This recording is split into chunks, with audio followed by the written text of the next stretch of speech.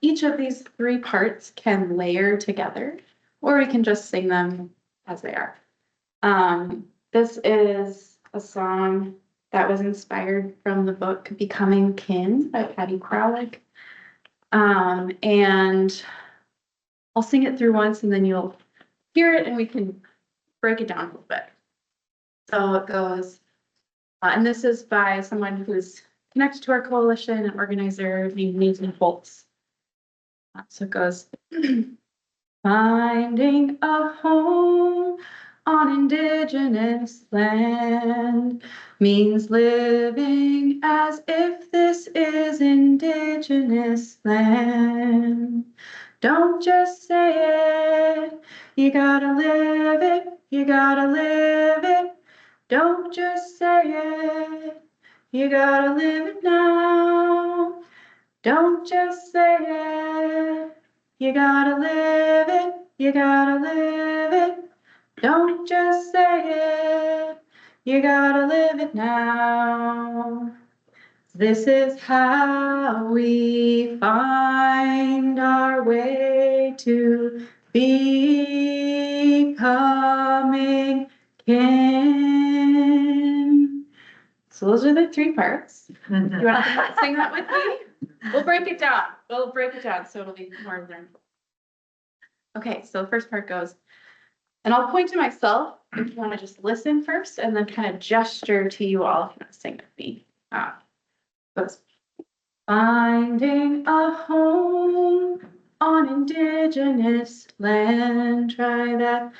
Finding a home on Indigenous land. Great. Let's try it just one more time. Finding a home on Indigenous land. Got it. Means living as if this is Indigenous land. Keeping it present tense, right? Means living as if this is Indigenous land.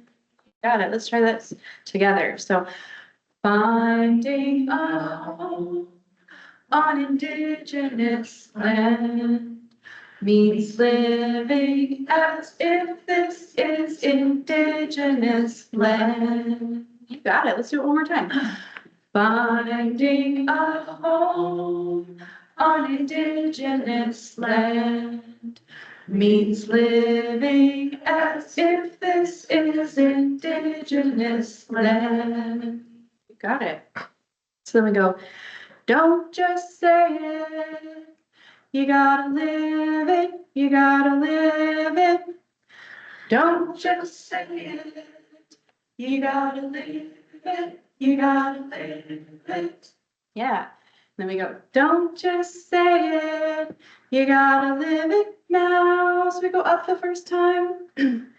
Don't just say it. You gotta live it now. So we try the whole thing. Don't just say it, you gotta live it, you gotta live it.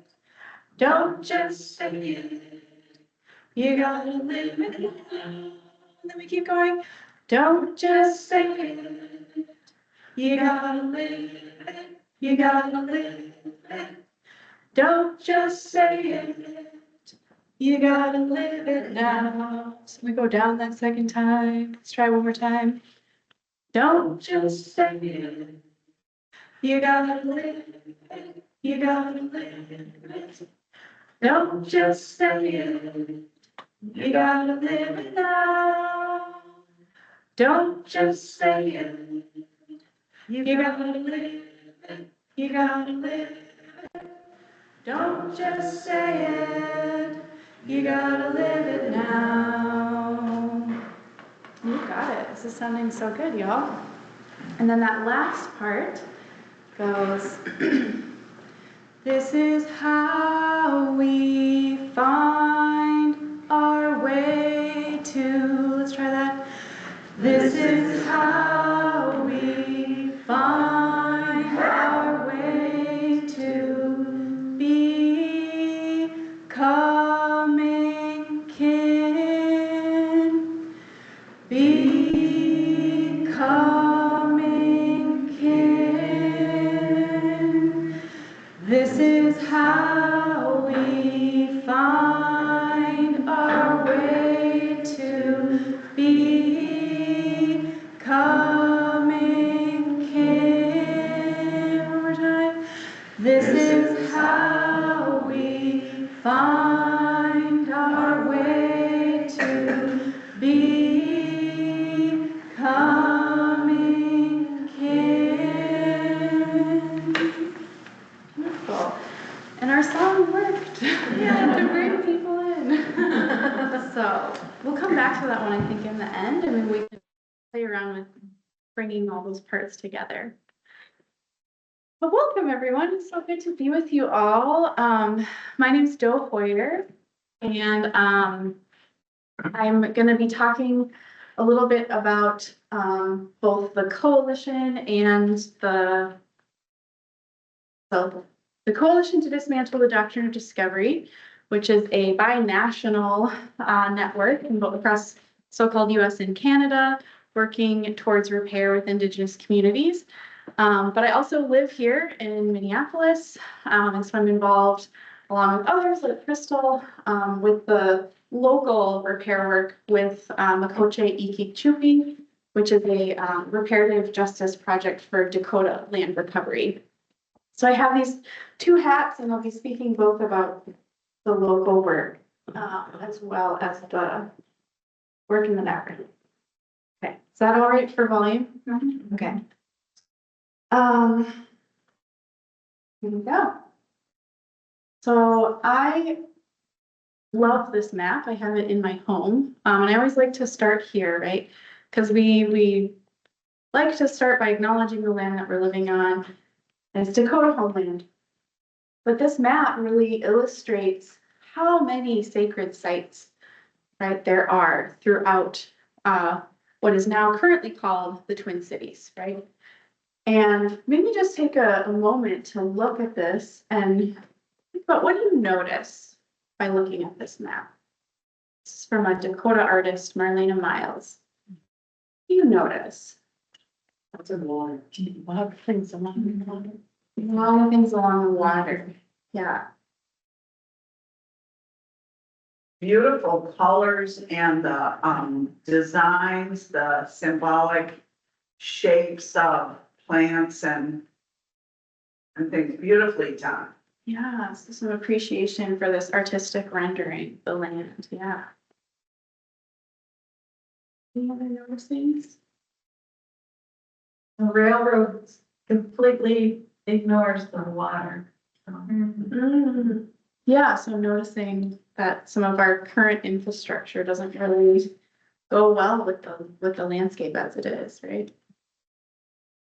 I also kind of love that the light rail is on there, and there's a few like identifiable features of the landscape today, right? Like there's the skylines, and there's like the Viking Stadium with the football.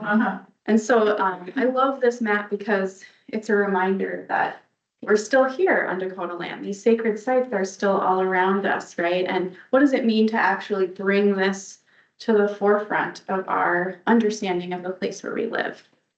And you all, I know, are doing amazing work around this. So I just want to say that I lift up the work of y'all's Indigenous Justice Task Force and the work that you've done with Kahawakpadan, and just as I kind of give examples to others in our repair network of what cultural change work can look like in a way that is following the leadership of Indigenous communities. So I know you all are already in the midst of work like this, but. So I wanted to today just share a little bit more about so I use the Dismantling Coalition as the shorthand for the long name, the Coalition to Dismantle the Doctrine of Discovery. But just wanted to share a little bit more about our framework, like what we're talking about when we talk about dismantling the doctrine of discovery. And within that, also kind of share about our emphasis on changing laws and policies, and that being the focus of our organizing work, so that we are actively dismantling laws and policies that uphold colonization still today. And then I'd love to share just a few examples of what this work looks like. So I'll talk about Nkoche Ikichupi. I'll talk about our work with Apache Stronghold, which is an indigenous group in Arizona, protecting their sacred land from copper mining. And then I'll also talk about the National Native American Boarding School Healing Coalition and their legislation that is currently about ready to get to the floor in both the Senate and House. So if we like search around on the internet for doctrine of discovery, I have found that this image often comes up. And what do you notice about this image? Does anything stand out to you? That's supposed to be Columbus. Good question. I honestly don't know. It could be Columbus. The one that in the middle looks like he's kind of praying with his sword laying down at the ground. Yeah, so you see there's like the sword pointing down. There's also this like priest type figure with a book. Lots of flags, banners, fabric, structure. Yeah, the banner has the crown on it. Yeah, the The banner has the European crown on it. Yes. That'd be Ferdinand and Isabella. This is F and Y. I don't see any Good Native interpretation. Americans in there. Okay, yeah, an omission of the indigenous people who would have been here as well. Yeah, good noticing. So a lot of times, so my understanding is this is sort of a depiction of some of the rituals that would be done to actually claim the land. So the priest, and I guess I'll just call him a conquistador, right? Actually going through a motion of claiming the land for the European monarchy. So a lot of times when we hear the doctrine of discovery, we immediately think of the papal bulls from the 15th century, and that is one part of what we're talking about, right? Because the papal bulls sanctified or authorized colonization. The church gave moral authority for these political and economic endeavors.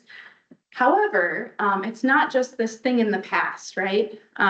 So when we're talking in the coalition about what the doctrine of discovery is, we acknowledge that it dates back to the 15th century, but this is at this point, a legal and philosophical framework that has been adopted into our system in the United States and several other countries around the world, right? So we're not talking about the papal bulls, we're talking about our current laws and policies that referenced those bills and called it the doctrine of discovery, and then adopted into our law in 1823 with the Supreme Court case Johnson v. McIntosh. And then there's many other laws and policies that have been developed out of that precedent, right? So at this point in 2024, we're talking about this whole body of law and policy and philosophy that continues to limit Indigenous sovereignty on their lands and also have the federal US government be like the ultimate authority on what happens on those lands. I first got interested in the doctrine of discovery doing work around the Line 3 resistance campaigns. I was involved with MN 350 and Minnesota Interfaith Power and Light. And I was like, why did this happen? Like there was such powerful like spiritual activism that I heard coming from Anishinaabe women. And I was wanting to know, like, how is an extractive energy industry so legitimated in this country? And this is kind of how I then came to learning more about the doctrine of discovery.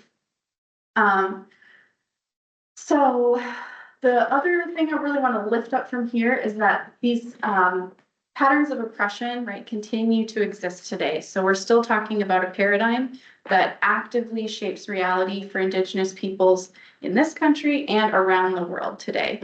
So it's a big thing, a behemoth of law and policy that we're trying to dismantle together. So just kind of hearing that, curious, sometimes we've heard a little bit more about manifest destiny. So how do you see the doctrine of discovery as maybe similar or different from that concept of manifest destiny? And Most justify taking over other people's land. Yeah.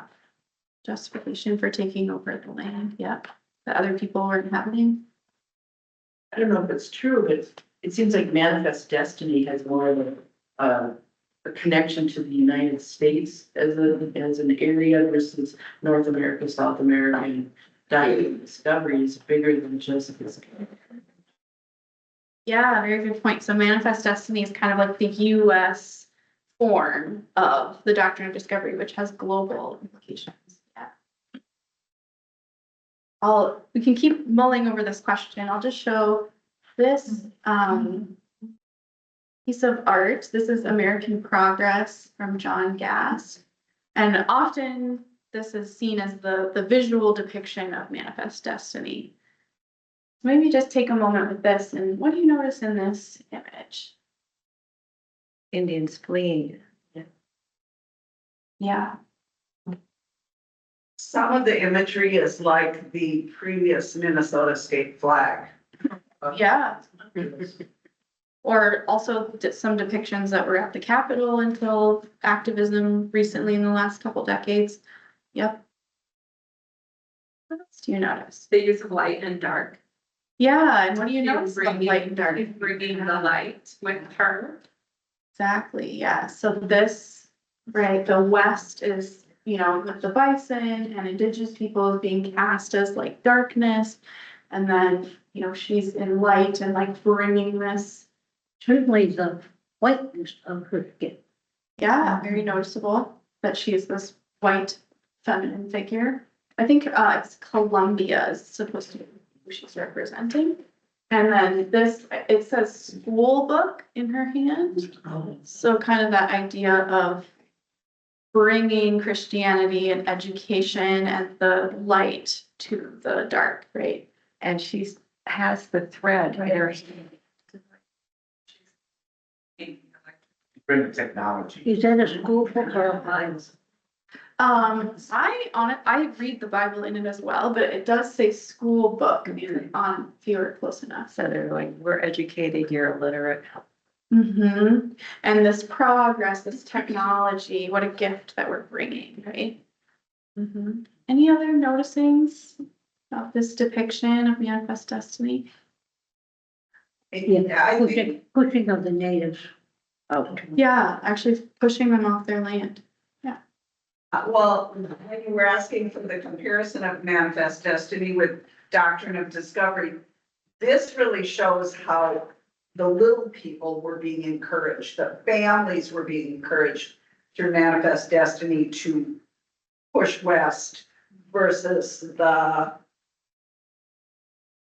explorers in ships or, yeah, smaller groups of individuals, families being encouraged.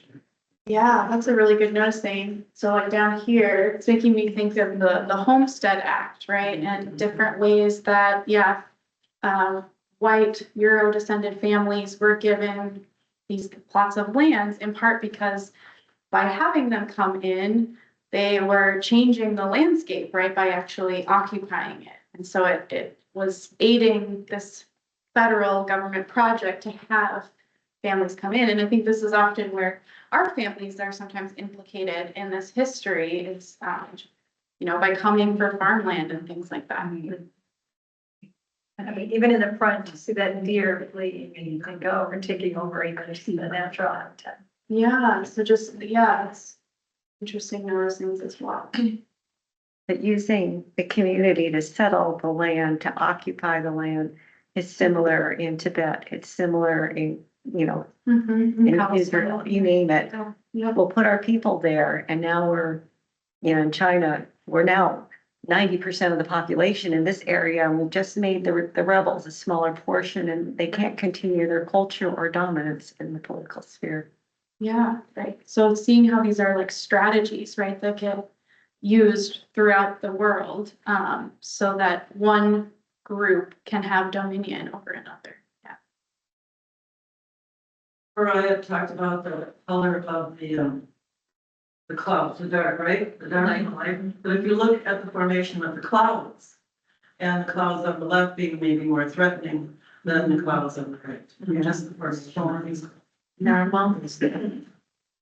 Yeah, I've noticed this with some other artistic kind of renderings of just, I guess, colonization, but yeah, this like light really being strongly associated with Europeans and Western culture, and then the dark being associated with like indigenous peoples and yeah, so very intentional motifs that we kind of see over and over.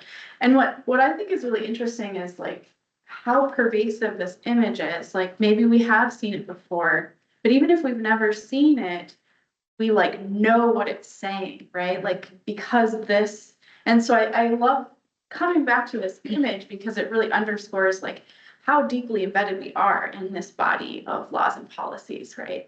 And yeah, to your point about it being the US version of a much wider paradigm that's global, yeah. So as we're talking about just the results of colonization, there's the loss of life. I think there's something like 94% of the indigenous population in this country was exterminated through these various processes. So supreme loss of life. And then we also see that with ecological devastation, continuing loss of life.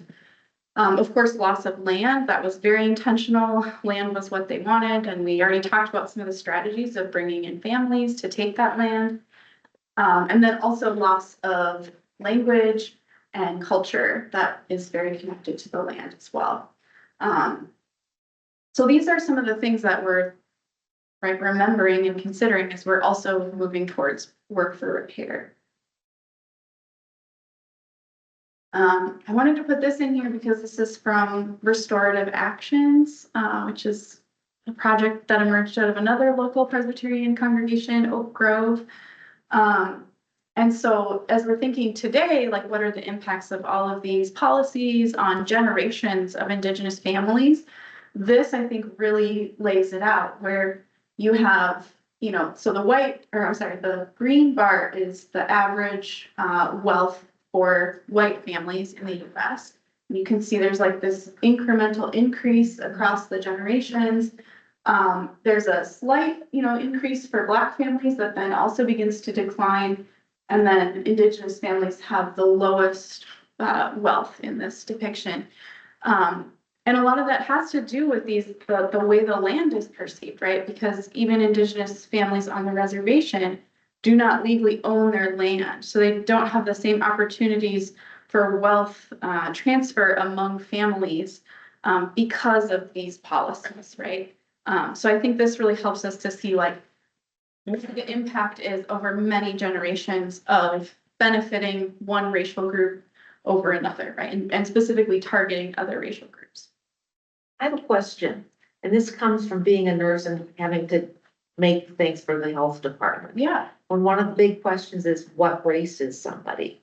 Mm-hmm. So I noticed this, but there's no Asian population there. There's no Latino population. Do you clump everything into white that is not distinctly Black, Indigenous, or biracial? Yeah, I mean, that's a good question. I will make sure to ask.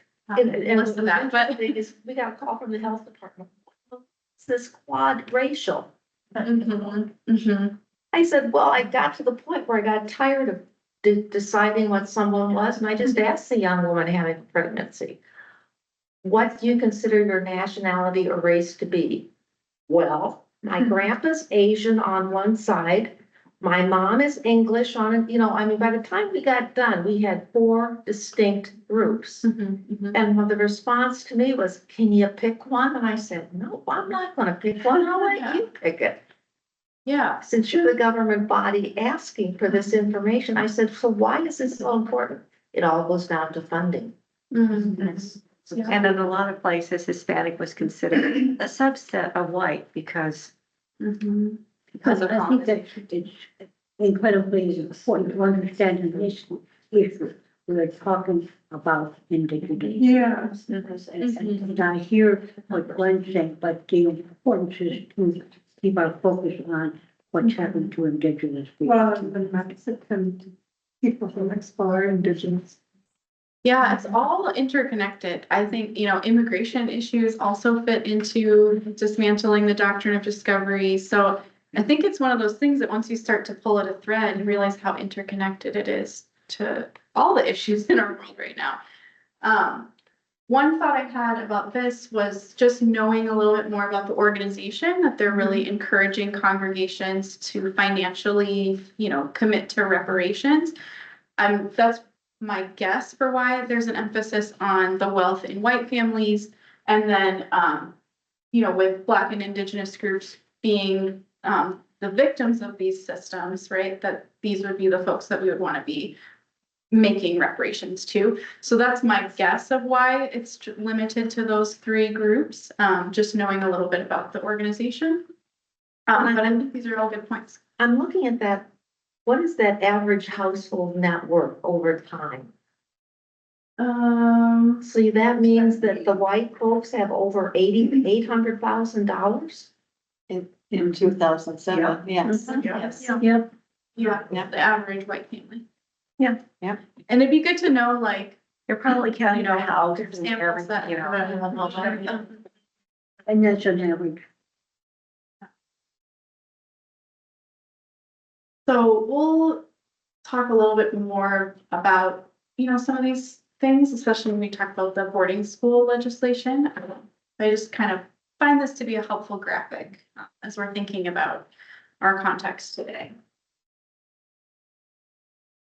So we looked at that one image. What do you notice about this one? This was actually a commissioned painting for the Indian Land Tenure Foundation. So the artist is Charles Hilliard, native artist. And it's called Reversing Manifest Destiny. When was it painted? I want to say around like 2010, maybe that decade. But clearly we're gonna convert those pagans. But they put The her, opposite, yeah. put her in white, so what can you say? Like a white buffalo. So Yeah. what are those white?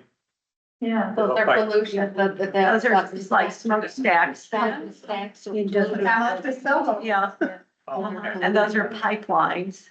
Oh, okay. Yeah, pipeline. Really light to dark. Mhm. Industry. Yeah, so industry.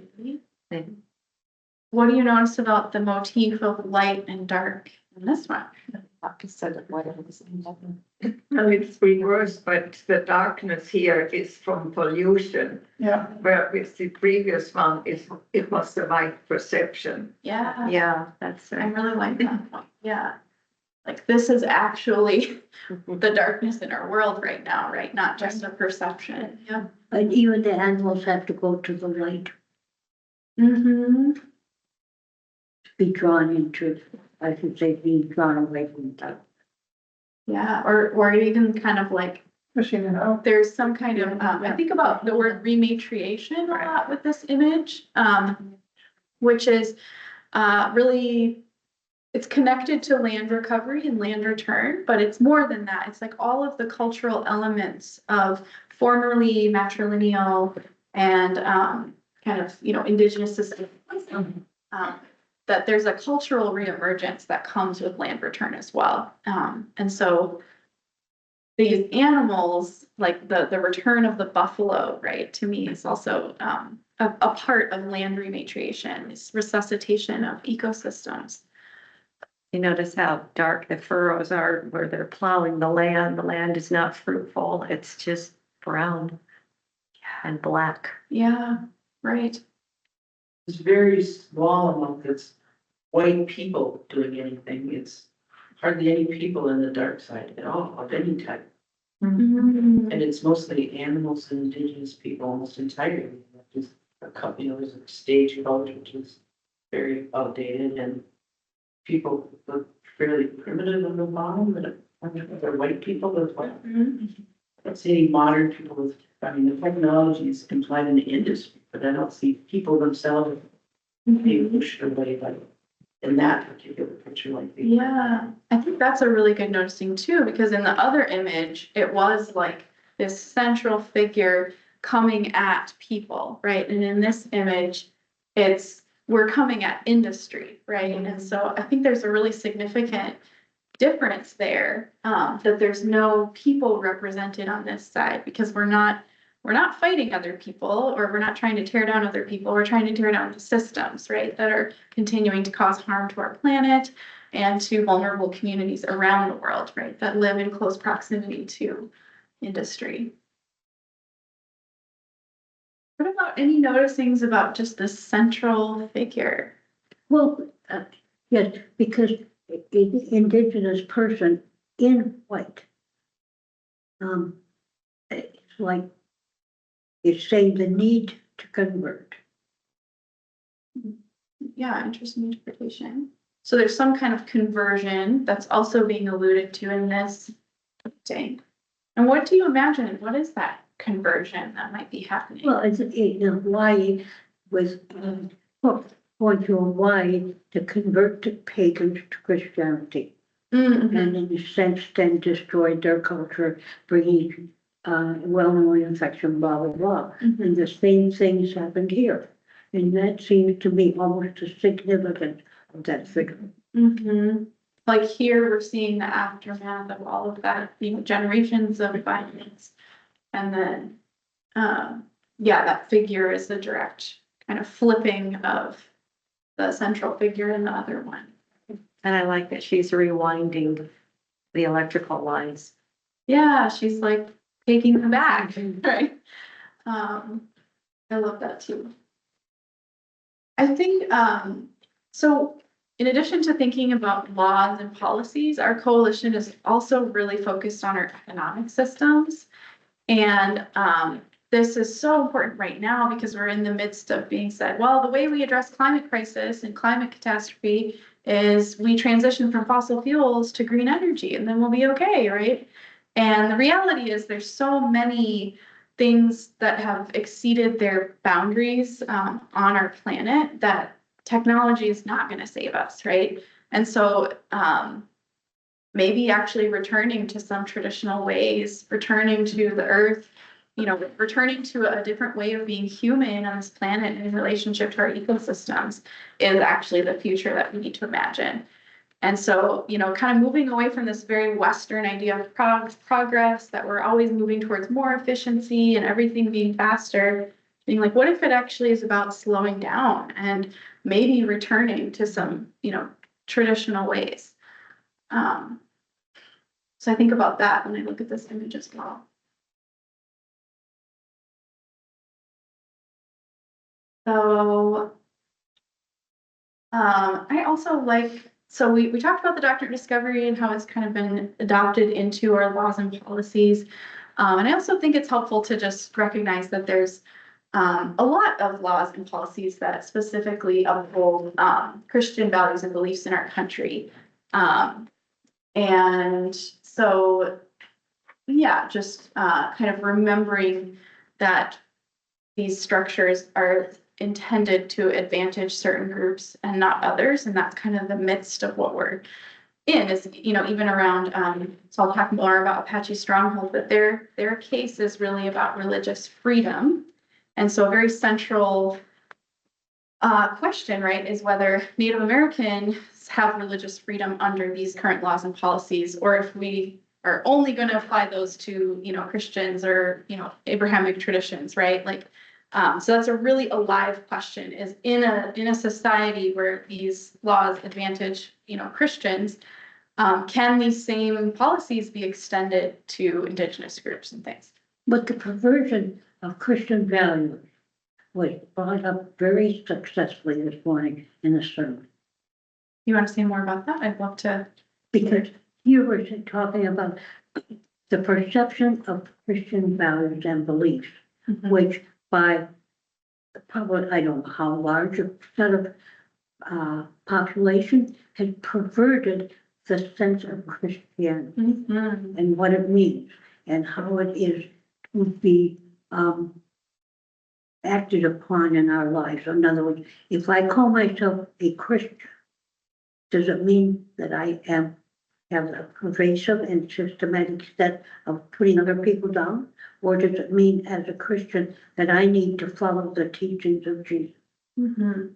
Yeah, I love that. I think that is so true for where so many of us are at in the Yeah. coalition. An outstanding member of our community who does not call himself a Christian anymore, but rather a Jesusian in the sense that he is trying to follow the teachings of Jesus Christ. So this Christian values and beliefs is so perverted.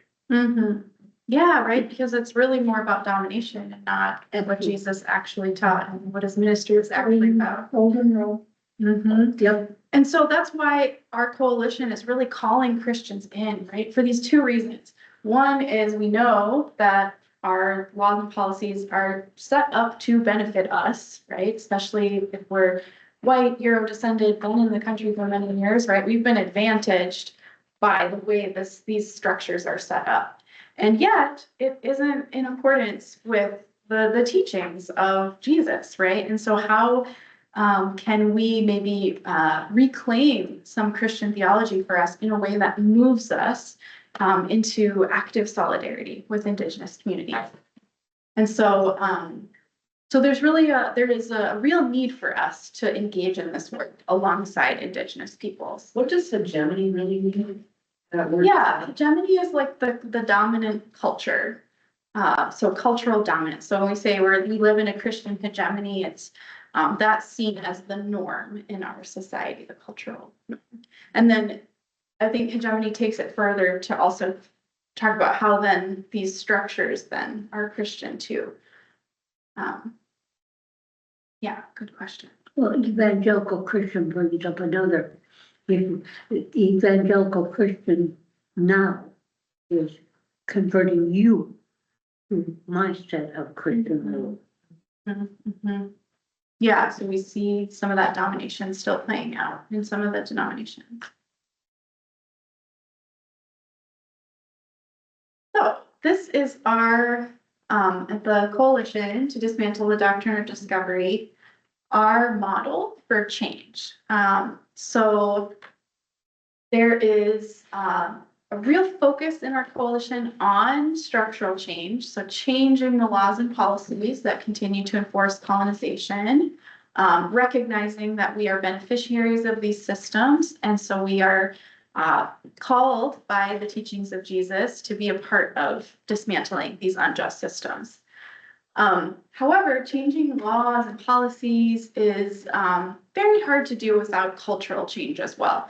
So we also really try to initiate different kinds of projects that can move us, more in the direction. To go back to that image we were talking about, what's the conversion, right? In that image with the Indigenous woman in the center. I think there's a lot of cultural change related to how we relate to the land, right? How we maybe see our Christian responsibility in this movement. So we really try to create educational resources that can support us in picking up more legislative or structural change campaigns. And on the back table, I brought some of the books that have been authored by co-founders of our coalition. There's like Bible reflections, a stories of repair guide. So would invite you towards the end to maybe just look at some of those cultural change resources that we've created. We also created a playlist of songs. So that song that I shared at the beginning is from that, and that's also available on our website. So that's kind of, what we're centering around as a coalition. We have lots of different volunteers who join committees to work on projects together, and we have a lot of folks in our repair network. So here's kind of our structure, and then our repair network of congregations and communities who continue to amplify the work of our coalition and broaden the work that we're able to do together. And all of this is done under the leadership of our Indigenous partners. So a lot of the partners that we work with, we have been actually approached by them for assistance in whatever campaign they're working on, and have deepened over years of relationship to continue to come alongside them. Any questions on this before I What is the Maya solidarity? Yeah, great. So my solidarity, there's a group of Mayan seed savers in Campeche, Mexico, who approached our coalition knowing that we started as a Mennonite or Anabaptist coalition, and they have Low German Mennonite farmer neighbors who, for some of their own system reasons, are kind of locked into this industrial agricultural model. So like the seeds that they choose or the pesticides that they have available for farming, and it is impacting their ability to farm in their traditional ways and save their seeds. So they approached our coalition, kind of seeking cultural brokers, because there's a language barrier between Spanish and German. And they really weren't understanding the situation that their neighbors were in. So we sent a delegation down a couple different times to, first work with the Mayan community and identify their priorities. And then they would just kind of go up to these Low German Mennonite communities with a translator and also start to gain information about their systems and try to help mediate and see like what other options are there. Is there any way to have these Mennonite communities not be engaged in like deforestation and industrial agriculture? And so just ongoing work and relationship building around that kind of central question of caring for land and water. Any other questions on this before I move on?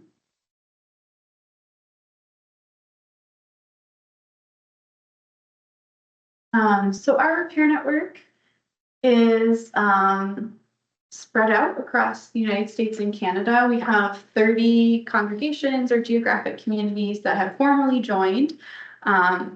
So a lot of times that looks like, really formally deciding as a community to join. And then we have, tens, 20s who are in process, right? Like starting to have those conversations, doing more education together, aware of some of our campaigns and calls to action, but still in process of joining. And so we have this growing network that is ecumenical.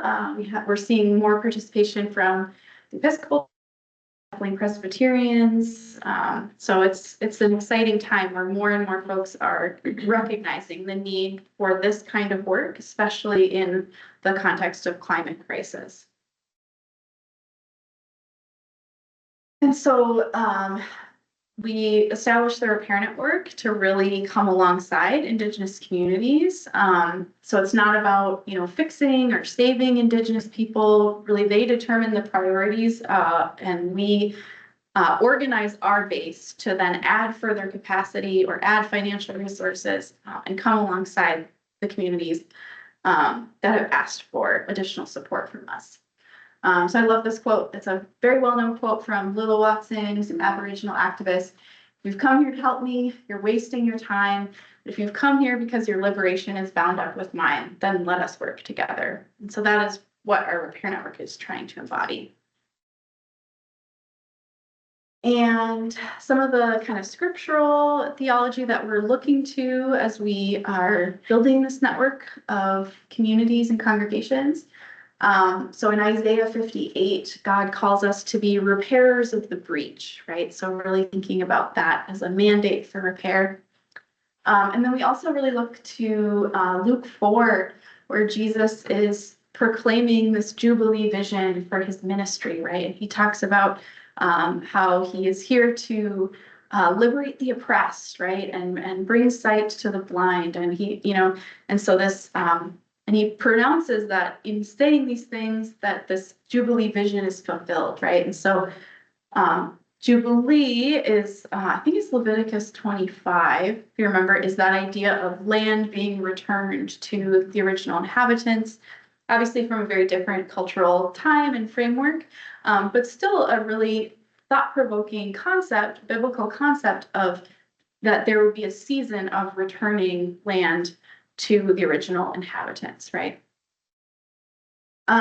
There's also models, coming out of Indigenous communities especially, but for restorative justice. So like when a harm has been committed, that the perpetrator of the crime would make amends and move towards true conciliation through acts of repair. So we're looking to those models as well. And this kind of ties back into that cultural change piece where we're not just asking folks to give financial reparations or give back land. We're kind of inviting a much deeper transformative process where we are seeing ourselves intimately bound up with the fate of Indigenous communities, vulnerable communities around the world, and seeking active solidarity for the sake of all life on this planet. So this is a quote from Sarah Augustine, our co-founder. This is from her first book, The Land is Not Empty. And she says, engaging in repair will mean turning away from this violence of the doctrine of discovery by risking our own security to challenge the powers that threaten us all. And the legacy we leave to our descendants will be life. A powerful call to repair and what that means. Any questions on just, repair or kind of this formation of this network? Okay, and toward that. So generally what all communities are working towards together are these 7 commitments. So committing to education and lament together, committing to the work of repair as a congregation, so that discernment around formally joining the network, ongoing truth telling and acknowledgement, practicing restitution and adding that actually into the budget, like Reverend Jimber Jacobs has kind of called us in to do in Minnesota. Calls for solidarity from our Indigenous communities, responding to those. And connecting all of this to the work of creation care, right? And remembering that this is about life on this planet. And then Be Contagious is just about continuing to talk about this work with others and get more people thinking about these interconnections. So I wanted to just share a little bit more about Mapoche Ikichupi. And you all are familiar, right? You're in relationship and I think maybe you're already like financially involved too. Okay. Yeah, so I won't spend too much time explaining the project, but one thing I wanted to lift up was our legislative campaigns that the Minnesota repair communities engaged with. So back in, I think it was 2019, when at the Granite Falls Village, they first started building birth lodges. They received a cease and desist order from the city because their building was not in accordance with state building codes. And so this necessitated kind of a 2-year detour of actually introducing legislation at the Capitol that is about being able to apply for a waiver for Indigenous communities to build in their traditional ways.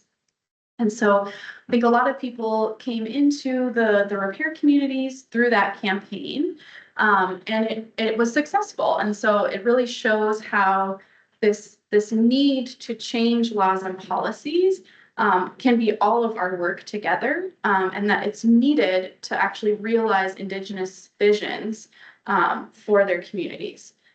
So this site now has several earth lodges under construction. They've acquired another site that's focused on food sovereignty, additional land for wild ricing. And so the project has continued to grow just by making a legislative change like that allows. Where is this? This is in Granite Falls, Minnesota. Yeah. So this is Zani Otunwe, which is Village of Wellness, Dakota. Yeah, so this is just as a reminder, this is Mapoche Ikichupi's vision, right?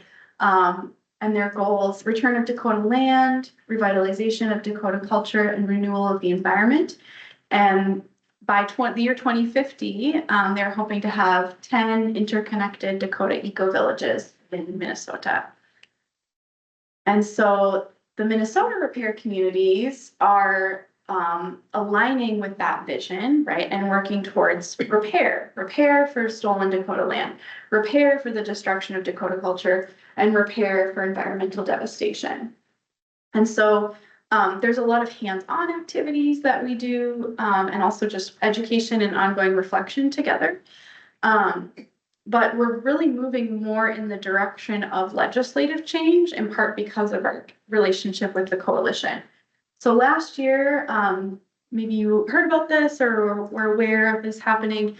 We had a campaign where this proposed legislation came from Holy Trinity Lutheran and their Indigenous Justice Task Force, with a lot of consultation with Indigenous communities throughout the state. But the general premise is that this legislation would add a surtax onto the state deed tax for all real estate sales in the state. So very small amount for like on each sale, but cumulatively could generate something like $25 to $35 million annually.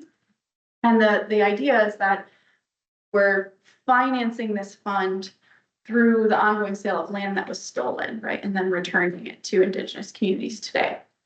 I don't know if we'll pick this up for the next legislative session. There's still, so the legislation sets up the financing of the fund, and then Indian Land Tenure Foundation would actually administer the funds. And there's some questions about how to do that in a way that's equitable.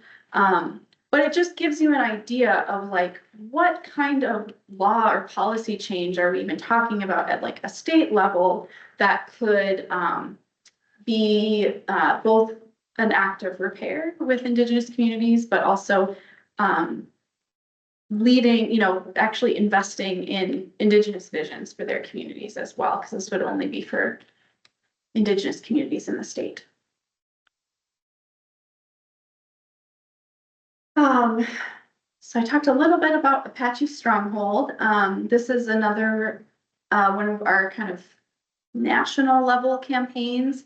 So on the top left up here, this is Dr. Wensler Nosey and other members of Apache Stronghold, as they are on the day of their filing of their appeal to the Supreme Court.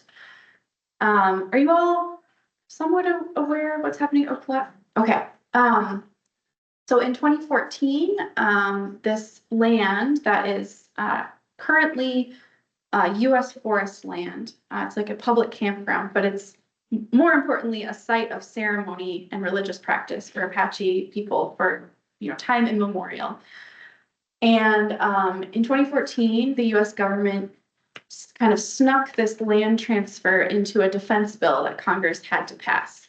And so this group, Apache Stronghold, formed to challenge that decision and actually initiate a lawsuit against the U.S. government on the basis of religious freedom.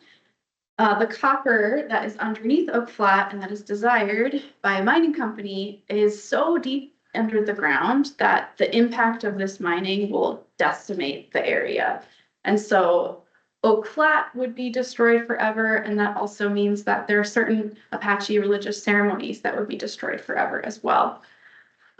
So they are really calling in Christian communities to side with their agreements for religious freedom. And we did a bunch of organizing earlier this fall. I'm happy to share that both the Twin Cities Presbytery signed an amicus brief, and the National Presbyterian Church USA signed a brief in support of this case.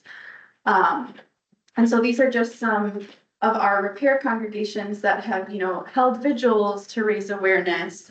This is one of our congregations that, as Apache Stronghold was traveling to DC to file their appeal, they visited various communities, and here they're actually washing their feet. And it was just the image really, I think, is very profound. These Mennonite pastors washing the feet of these Indigenous activists on their journey for a landmark case that has implications for all of us, and just how much this reminds us of the teachings of Jesus, right? This image. So we've been, involved with them for many years, and just kind of continue to respond to new campaign ideas. And as we've developed relationship, like more and more work has kind of come up. we're following the lead of Apache Stronghold, but really mobilizing our base around their priorities. And then the last thing I wanted to lift up was this legislation, the Truth and Healing Commission on Indian Boarding School Policies Act. So this is really being put forward by the National Native American Boarding School Healing Coalition. And the idea is very similar to the Truth and Reconciliation Commission that was established in Canada a couple decades ago. That this commission would really do the research around Indian boarding school policies to better understand the impact, to return Native children who are potentially buried at some of these schools to their home communities. And that this is a way that we can be really moving towards truth, justice, and healing with Native communities for a better future for all of us. I did bring like a one pager if you want to look more. Otherwise, boardingschoolhealing.org is their website, and they have amazing resources to advocate for this legislation. And I would encourage you to do so because right now it's really timely. It's about to come to the floor and be decided on. So, okay, so thank you for this discussion and just hearing more about kind of what it actually looks like if we're undertaking this work to change laws and policies and move towards repair with Indigenous communities. I'm happy to answer any other questions you might have at this time. And also my contact information is on there if you want to stay in touch. Welcome you to email me and happy to chat more.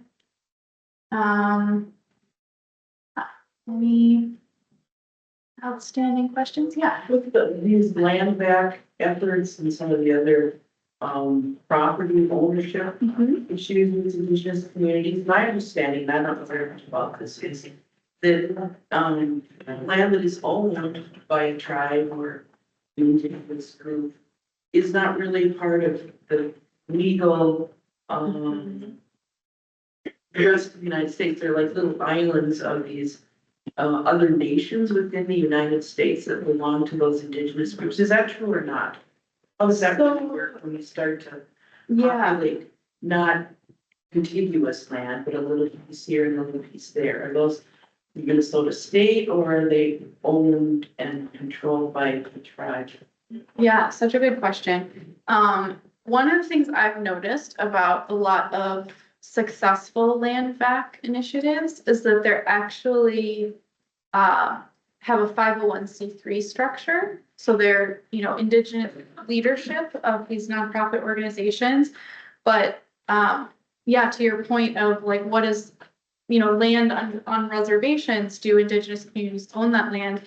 The answer is no, the federal government owns that land. And that's part of the reason why wealth can't be generated across families, because they can maybe own structures on that land, but they don't own the land. So it's in trust by the federal government. And so my understanding is because of those policies, that's why we see a lot of nonprofits forming to be a mechanism for land return. And so like Nkoche Ikichupi, there's another organization that's seeking land in Iowa, Great Plains Action Society, and they're also nonprofit. So yeah, I imagine that that's maybe the route that folks have to take at this point because of these laws and policies still in place.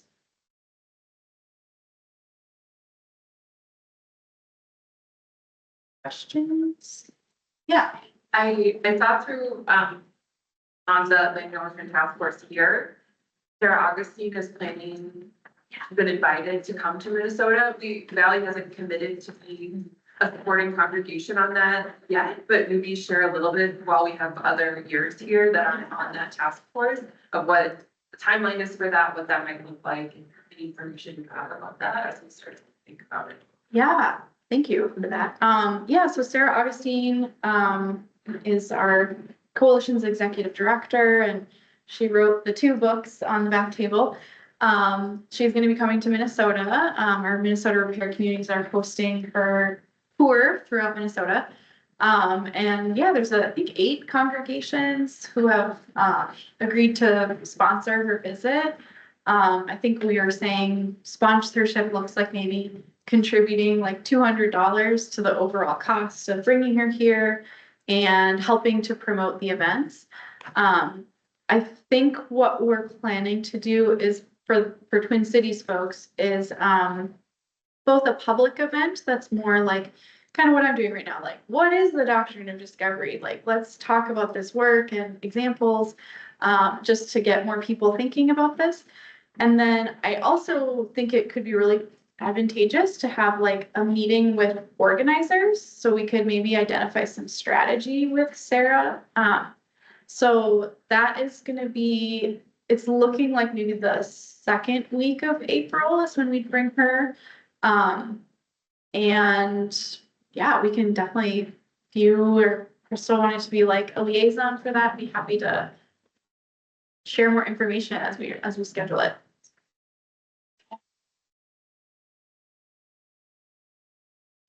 Crystal. So thank you so much. This is amazing. I love the work that you do. It helps to inspire our work here at Valley. I wondered if you could go back to the slide about cultural and structural. You have this fancy like circle.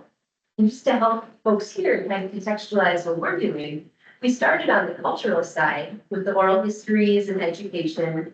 And I think we're currently moving, here to the structural change. How do we help inspire change in laws and policy, reparations of land return, more of the financial institutions, more of that solid action? So we're kind of on that soft and educational side, now we're moving towards structural change. How to integrate all of that together to be a challenge. So if people have ideas or feedback, our committee is really open to that too. Yeah. But Doug, what you have experience on both sides. Can you give a few examples of things you're working on? Well, I've been thinking about that. So the oral history project, right, is like really amazing cultural change work. And then I know sometimes there have been questions of, well, do we want to eventually move towards like actually having signage, right, that says how Wakpenon and like, you know, that kind of interpretation of the creed. And I feel like that moves you from cultural change work into some of that structural change work where you have to, you know, potentially change something, some policy, some, you know, at another kind of systemic level to then have that be a reality. So yeah, it seems very promising that the project might move in that general direction.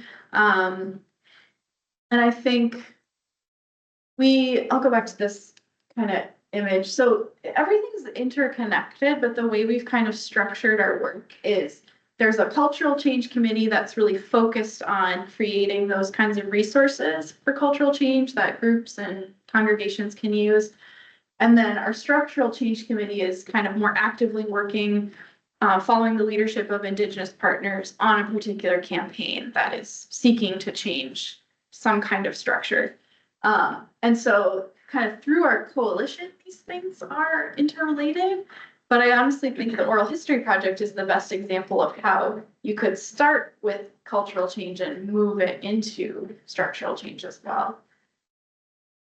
Does that answer your question? Yeah. Okay. Well, I think that's our time. Yeah. So thank you.